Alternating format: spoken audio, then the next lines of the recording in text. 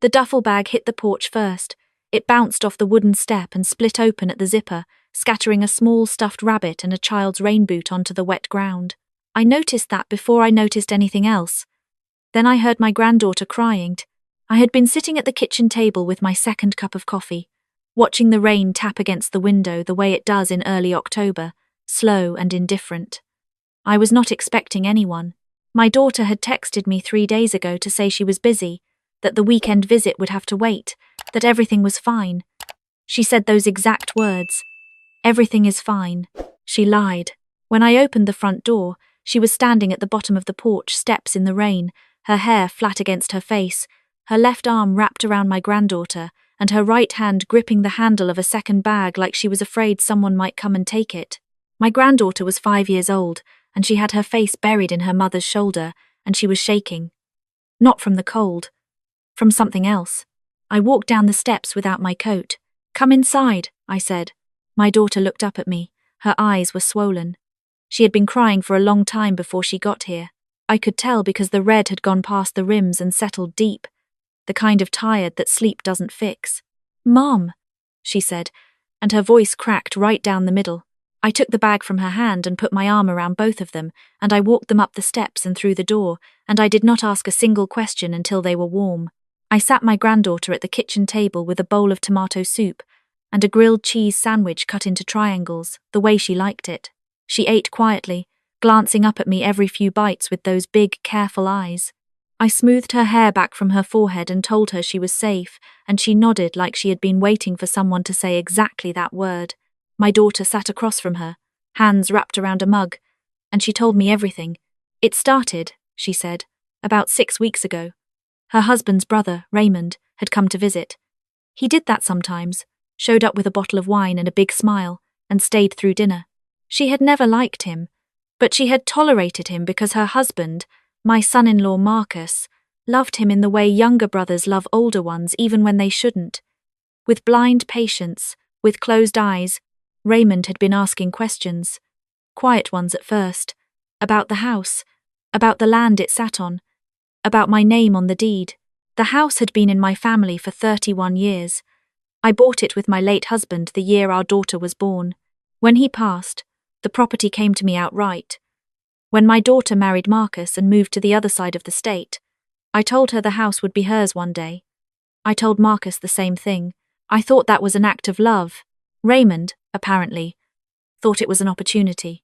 He told Marcus the property was worth too much to just sit in one person's name.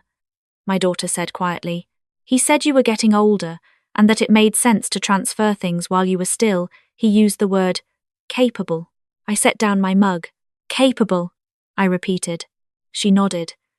"He said he was trying to protect the family." I looked at my granddaughter, who had finished her soup and was now dragging a triangle of bread through the last bit of orange in the bowl, completely absorbed. Innocent, unaware that the word protect had just been used as a weapon against her grandmother. "Where is Marcus now?" I asked. My daughter's jaw tightened. "He didn't stop him," she said. "Raymond called a family attorney last week without telling me. He set up a meeting. Marcus went. The room went quiet except for the rain. And the meeting," I said carefully. "What was it about?"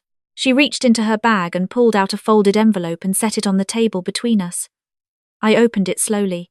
Inside was a letter on official stationery, a proposed transfer of property, my address, my land, my name typed at the bottom beneath a signature line that had already been filled in. The signature was not mine. I read it twice. Then I folded it and put it back in the envelope and held it in both hands and breathed. My daughter watched me. "Mom," she said. "I found it in Marcus's desk drawer. I confronted him and he said it wasn't what it looked like. Then Raymond called the house and told me I should stay out of family business." She paused. "He said the house was going to be handled regardless. He said it was already in motion." I looked at the signature again. Clean, deliberate, nothing like my handwriting. "What did Marcus say when you left?" I asked. Her eyes filled. "He didn't say anything," she whispered. "He just watched me pack." That silence was its own answer. That night, after my granddaughter was asleep in the room that had always been hers when she visited, I went to my office. I keep my important documents in a fireproof box in the closet. I opened it and went through every paper, deed, title, insurance, my late husband's trust. Everything was there. Everything was in order. Everything was mine. I closed the box and sat in the dark for a long time. Then, I picked up my phone and called my attorney. She answered on the third ring. I had known her for 22 years. She did not ask unnecessary questions. I need to see you first thing tomorrow, I said. Someone forged my signature on a property transfer document. A pause. Then, bring everything you have. I'll clear my morning. I did not sleep well. I lay in bed listening to the rain slow down and stop, and listening to the house settle the way old houses do, creaking like they're reminding you they're still standing. I had bought this house with my own money. I had painted every room. I had planted the maple tree in the backyard that was now taller than the roof. I had buried my husband's ashes in the garden he loved. Under the rose bush he planted the spring before he got sick. Raymond had never once set foot in this house until 3 years ago, and now his name was moving through legal documents like he had always belonged here. My attorney's name was Patricia, and she had the kind of face that didn't change much whether the news was good or bad. She looked at the forged document for a long time. She turned it over. She held it up to the light. "This is a problem," she said, "for whoever signed it. Can he move forward with this?" I asked. "Not legally," she said. "Your signature wasn't witnessed, it isn't notarized correctly, and this type of transfer requires your direct participation. Whoever prepared this was either very arrogant or very sloppy." She set it down. "Who had access to your signature?" I thought about it. Old tax documents, Christmas cards, a birthday card I had sent Marcus the year he and my daughter got married. I had signed it with a full flourish because I was happy that day. "Documents I gave to Marcus over the years," I said. "Routine things." Patricia's expression didn't change, but something behind her eyes did. "We file a formal objection today," she said, "and we request a full audit of any documents submitted in the last 90 days that carry your name." "Do it," I said. I drove home through the kind of bright October morning that looks peaceful and isn't. My daughter was awake when I got back, sitting at the kitchen table with her coffee, watching my granddaughter draw at the counter with the box of crayons we kept in the second drawer. "What did she say?" my daughter asked. "She said we file today." My daughter exhaled slowly. "Raymond called this morning," she said. "He said he's coming to speak with you directly. He said it would be better if we handled this quietly." There was that word again. Quietly. I sat across from her.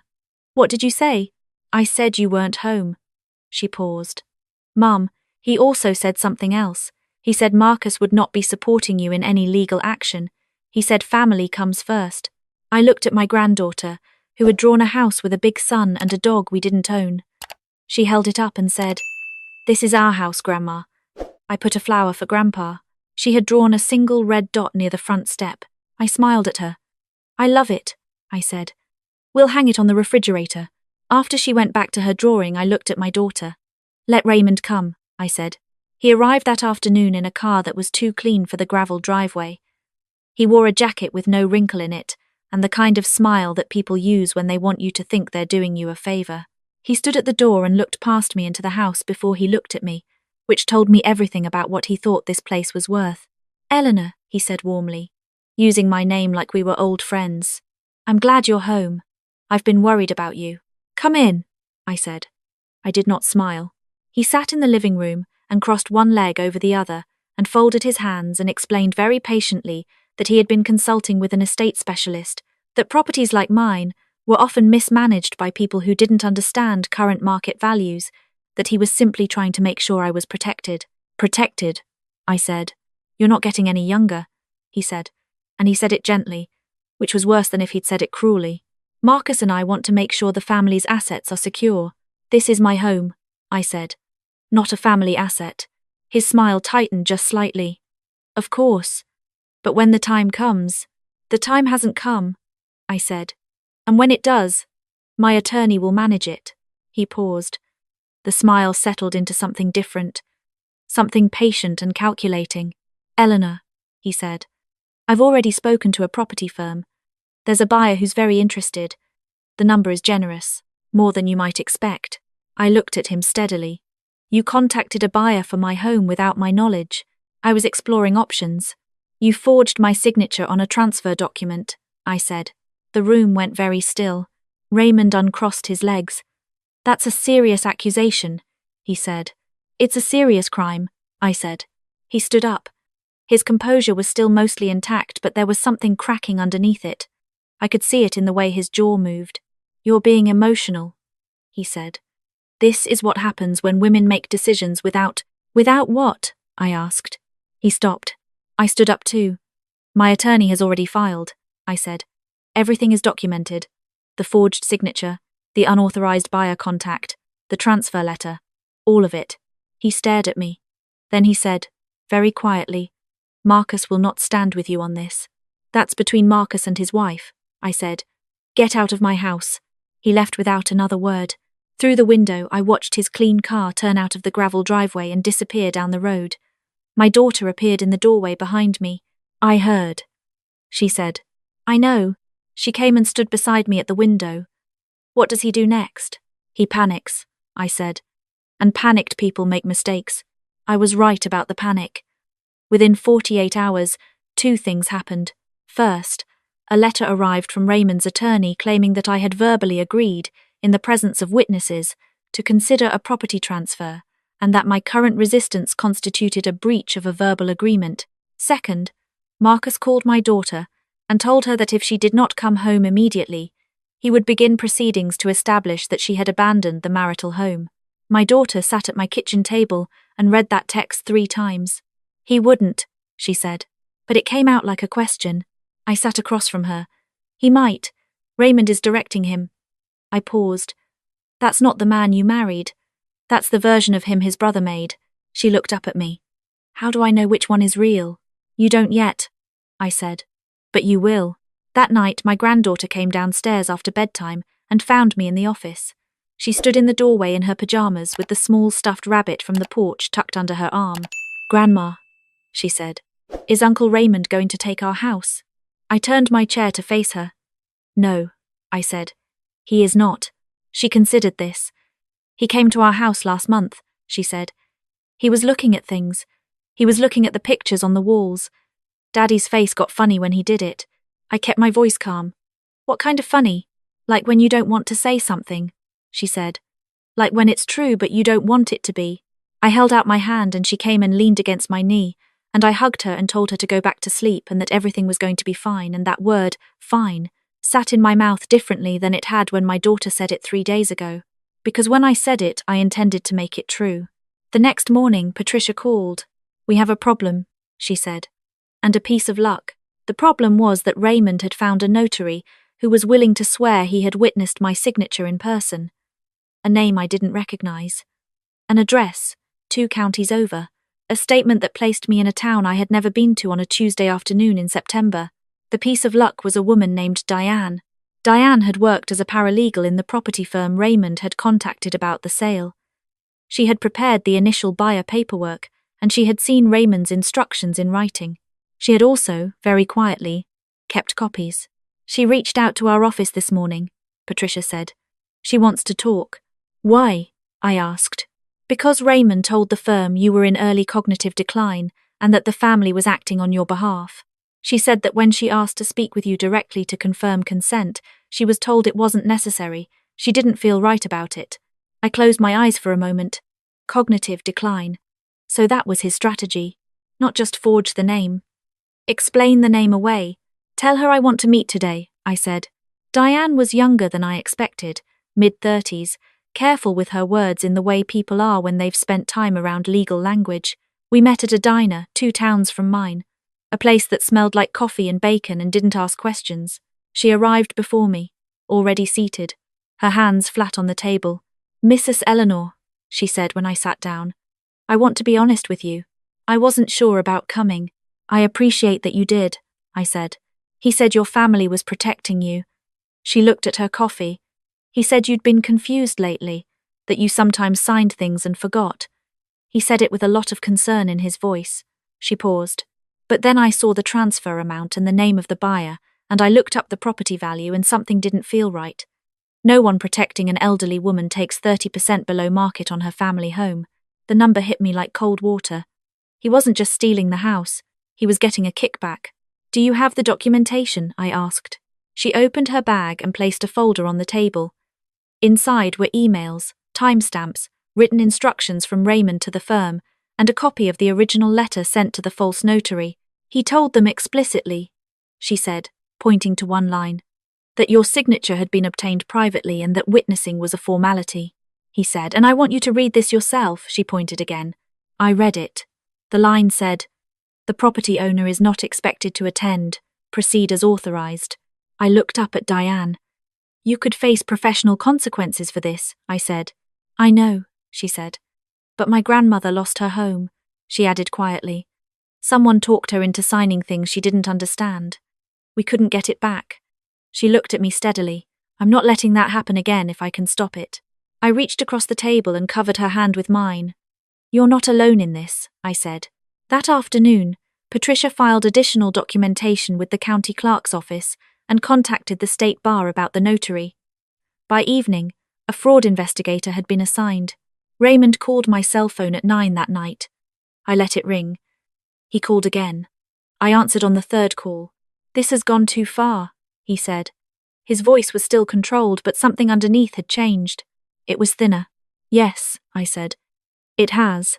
Eleanor, I am trying to help you. What you don't understand is that this property is a liability, the market. I understand the market fine, I said. What I understand better is that you contacted a buyer before I signed anything, that you had a notary swear, a false statement, and that you told a property firm I was cognitively impaired to justify removing my consent from the process entirely. Silence. Those are serious things, Raymond, I said, and they're all documented. You'll destroy this family, he said. And now the control was mostly gone. You started destroying it, I said, when you decided my home was something you could take. He hung up. 2 days later, Marcus showed up at my door alone. No Raymond. No attorney. Just my son-in-law standing on the porch in the same jacket he had worn to my daughter's college graduation 12 years ago. It was too small for him now across the shoulders, which made him look younger somehow, or smaller, I wasn't sure which. My daughter came to stand behind me in the doorway. I need to say something, Marcus said. He wasn't looking at me, he was looking at his wife. I need to say it to both of you. I stepped aside. He came in.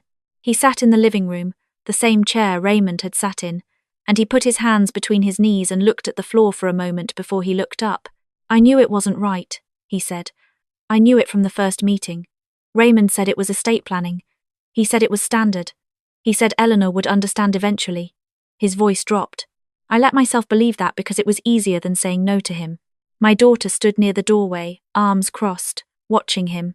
He's been telling me my whole life that he handles things, Marcus said, that he knows better, that I should trust him. And I kept letting him. He looked at his wife. Even when it started costing you. The room was quiet. Your daughter asked me last week why I didn't say something, he continued. He meant my granddaughter. She said, Daddy, why did you make a face like you knew but didn't say it? And he stopped, pressed his mouth together. I didn't have an answer. My daughter took a long breath. That question is why she's here and not home, she said. Because children know when something isn't being said, and they carry it. He nodded slowly. I'll testify, he said. Whatever you need. I'll tell them what Raymond told me, what he asked me to sign, what I saw him prepare. He paused. I should have said something the first day. My daughter looked at him for a long time. You're saying it now, she finally said. And it wasn't forgiveness. But it wasn't a closed door either. That's something. The formal hearing was held on a Thursday morning at the county courthouse. Patricia had prepared everything. Raymond arrived with 2 attorneys, which told me he was frightened. Frightened people over-prepare. They bring 2 attorneys, and a pressed suit, and a folder full of papers that are meant to look like certainty. Raymond's lead attorney spoke first. He said I was an elderly woman whose family was trying to act in her best interests. He said the transfer document reflected a verbal agreement I had freely made, and later chose to dispute for emotional reasons. He said the accusation of fraud was the result of family conflict and a granddaughter who had filled my head with suspicion. He said the word elderly twice. My attorney stood up and the room shifted. She did not raise her voice. She placed Diane's documentation on the table and walked through every item. The emails, the instruction to the notary, the letter that said I was not expected to attend, The buyer contact made before any signature existed, the timeline that showed Raymond had initiated the sale process 3 weeks before the forged document even appeared. Then she said, "We have a witness." Raymond looked at the side door. Diane walked in quietly, raised her hand, and told the truth with the same plain steadiness she had shown me in that diner. She had kept every email. She had printed every instruction. She remembered the exact day Raymond had called the firm and used the phrase, "not expected to attend." When she finished, Raymond's lead attorney objected twice. Both times the hearing officer overruled. Then Marcus took the stand. Raymond watched his brother walk to the front of the room, and I watched Raymond's face cycle through something I hadn't seen there before. Surprise. Then something that might have been grief underneath the anger. A brother realizing that the loyalty he had banked on for decades had finally run out. Marcus spoke clearly. He said Raymond had shown him the transfer document and called it a formality. He said Raymond told him Eleanor had agreed verbally in a phone call. He said he had never heard that call. He said he had asked Raymond directly whether Eleanor's attorney knew, and Raymond had said it wasn't necessary to involve her. "Did you believe him?" the hearing officer asked. Marcus looked at his hands. "I wanted to," he said. But no, Raymond's attorney moved to discredit him. He asked whether Marcus was testifying in exchange for any consideration related to the marital dispute. Marcus said no. He asked whether Marcus's wife had pressured him to testify. Marcus said no. He asked whether Marcus understood he was potentially subjecting himself to liability as a participant in the transfer discussions. Marcus said, "Yes, I do. And I'm here anyway." The hearing officer looked at Raymond for a long time after that. Then she looked at me. "Mrs. Eleanor," she said, "did you authorize any transfer of your property at any time to Raymond or any party he represents?" "No," I said. "I did not. Did you sign any document related to this transfer?" "No," I said. "That is not my signature." She made a note. Then she set down her pen. The ruling was issued the following Monday. The proposed transfer was voided. The notary's statement was flagged for investigation. Raymond was referred to the county district attorney's office for review of fraud and elder financial exploitation statutes. The property firm was placed under a state licensing review. Raymond's attorneys released a statement saying he had acted in good faith and that the matter had been misrepresented. No one printed much of that. What they printed was the phrase that the DA's office used in their public statement: attempted elder financial exploitation, 7 words that had Raymond's name right in the middle of them. Outside the courthouse, Patricia put her hand briefly on my shoulder and said, "Well done." I didn't feel triumphant. I felt tired the way you feel after carrying something heavy for a long time and finally being allowed to put it down. My hands were steady. My mind was clear, but I was ready to go home. My daughter was waiting with my granddaughter in the car. My granddaughter had her face pressed against the window, and when she saw me, she pushed through and scrambled out before my daughter could stop her and ran across the parking lot in her pink sneakers and wrapped her arms around my waist so hard I had to take a step back to stay standing. "Did we win?" she asked. I hugged her tightly. "We did," I said. She leaned back and looked up at me with those big, serious eyes. "Does Uncle Raymond have to give the house back?" "He never got it," I said. "That's the whole point." She thought about this. "Good," she said, with the simple finality that only a 5-year-old can manage. And then she took my hand, and we walked to the car together. Marcus came to the house 2 weeks later. He brought flowers, which was either brave or exactly right. I hadn't decided.